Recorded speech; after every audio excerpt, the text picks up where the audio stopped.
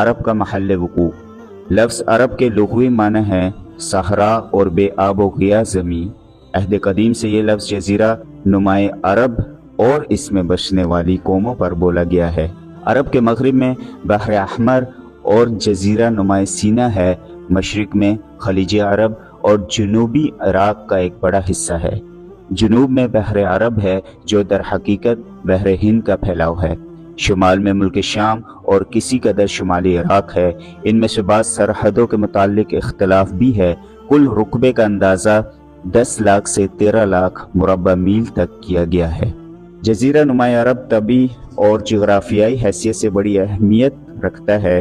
अंदरूनी तौर पर यह हर 4 जानिब से सहरा और रेगिस्तान से घिरा हुआ है, जिसकी बदौलत ये ऐसा महफूज किला बन गया है कि बैरूनी कौमों के लिए इस पर कब्जा करना और अपना असर व नफूज फैलाना सख्त मुश्किल है।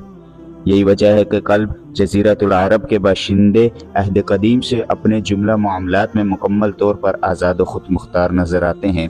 हालांकि ये ऐसी 2 अजीम ताकतों के हमसाया थे कि अगर ये ठोस कुदरती रुकावट न होती तो इनके हमले रोक लेना बाशिंदगान अरब के बस की बात न थी। बैरूनी तौर पर जज़ीरा नुमाए अरब पुरानी दुनिया के तमाम मालूम बर्रे आज़मों के बीचों बीच वाक़ है और खुश्की और समंदर दोनों रास्तों से इनके साथ जुड़ा हुआ है। इसका शुमाल मगरबी गोशा बर्रे आज़म अफ्रीका में दाखिले का दरवाज़ा है। शुमाल मशरक़ी गोशा यूरोप की कुंजी है। मशरक़ी गोशा ईरान, वस्त एशिया और मशरक़ बाईद के दरवाजे खोलता है और हिंदुस्तान और चीन तक पहुँच जाता है।